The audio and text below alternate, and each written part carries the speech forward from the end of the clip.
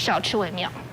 好，气象局在刚刚9点21分发送了地震速报的测试，同时在9点25分也会向沿海地区的民众发送海啸警报测试。接到民众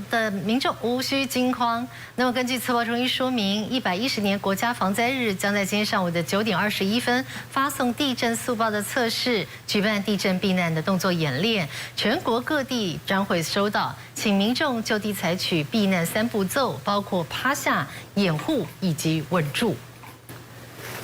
新北市的板桥有一名眼神歧视怪怪的，那么警方确认过眼神，赶紧上前拦查，在他的口罩里面找到毒品，而下一秒男子就开始抽搐。